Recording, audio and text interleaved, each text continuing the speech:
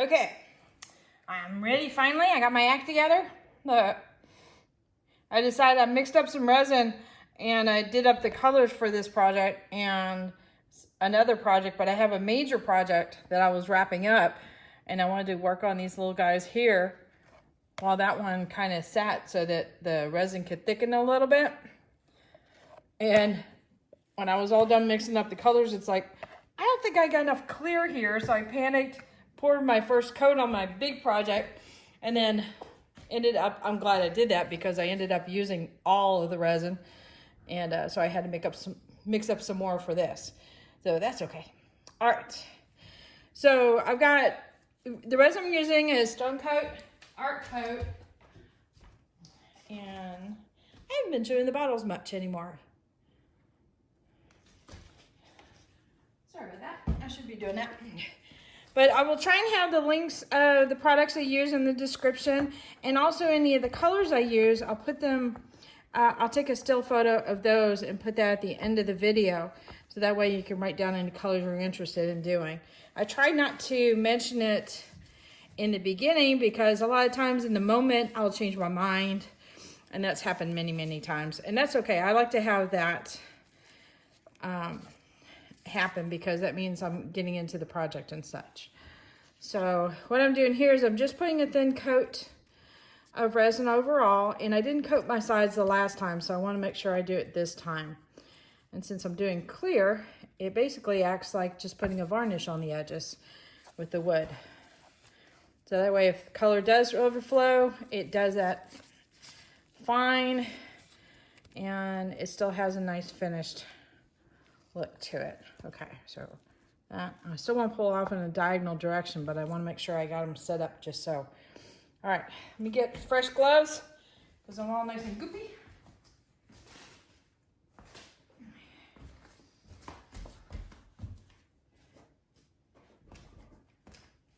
Now I'll get started with this guy. So we've got almost kind of got peacock colors going on here. I want to bump up the contrast a little bit. I've got, well, I guess I got black there. That kind of does a nice contrast there. But I want to introduce some, I think, gold to the mix. And I've also got a nice blue here. They're going to put that in there as well. Wait a minute. Got a little bit more clear. I think I'm going to mix up another one. Hang on. Okay, I'm back. Now I got my act together. Haha, hopefully. Let's see.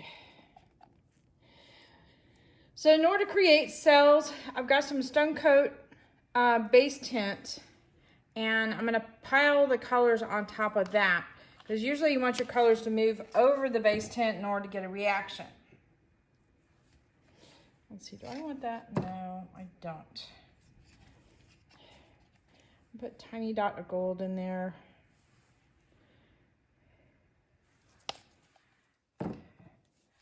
I'm gonna put a couple more blues. And what I'm hoping for is with the clear that this will move the colors out, create cells, show some of this stuff on the back side through the cells. There, I can talk now. The word cell didn't want to come out of my mouth there. All right. So a lot of times I will combine my colors, like this color here is mermaid with a little bit of, I think it's called glacier ice in there. A little bit more gold on top.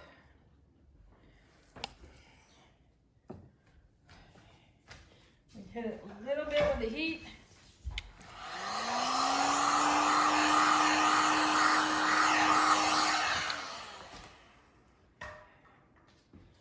And now it's time to smush, or smashy smashy. It's very satisfying, I'll tell you that much. Okay, so I'm putting a little pressure in there, just enough to get it to start where it's running out some of the sides. Doesn't have to run out completely, but just to make real good contact. All right, now you usually need to wedge your finger in there to kind of break the tension, because it does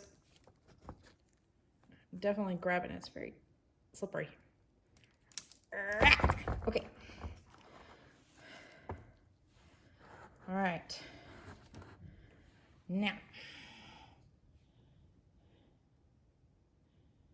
hit with a little bit of heat to see what happens. Usually when I do the base tint, it keeps on working even after I put it up to rest.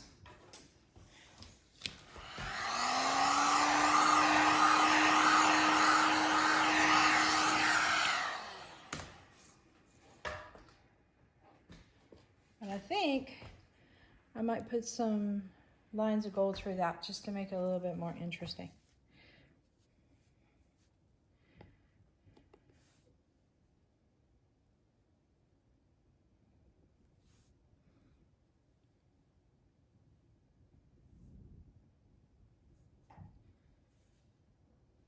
So some of these lines are the old lines, some of them are new.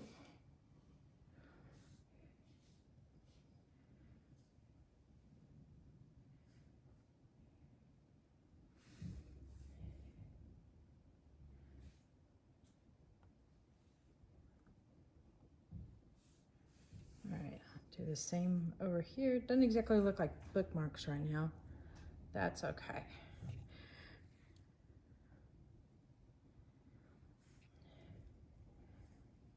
This one's directions are almost going two different ways. Some of them are going this way and some of it's going that way. Let's see what I can do about that.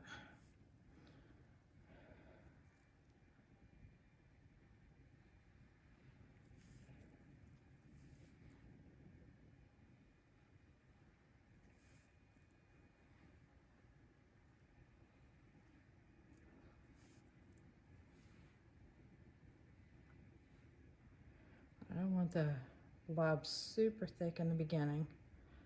So I'm gonna run my line through it a couple times to kind of break it up. All right. I think we're good as I keep on playing with it. All right. One last torch and then we're gonna put this guy up and see what it looks like in the morning.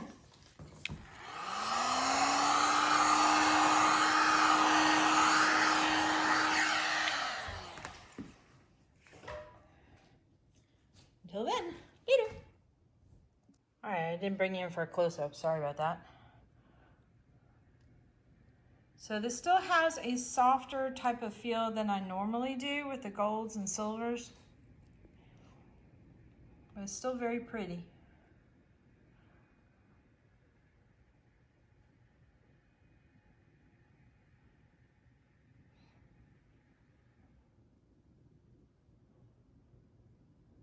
Now I have to admit, I mixed up my Stone Coat base tint a little thicker than normal for my other project. Okay, till tomorrow. See ya. All right, here's the next day after this one. I want to bring you guys in so you can see it after it's cured.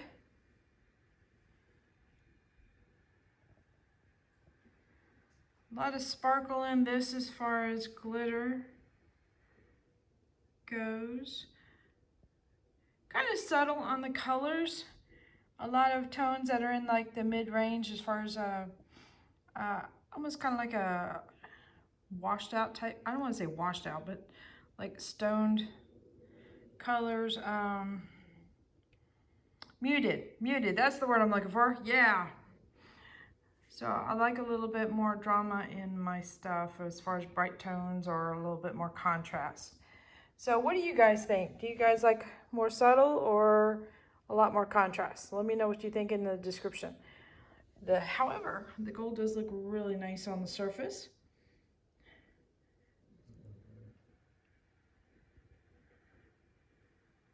So everybody has their own taste and stuff. I might do something more with this. I don't know.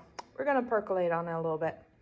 So hit that like button, hit the subscribe button, but definitely hit the bell to get notified next time I put another video up. Later, y'all.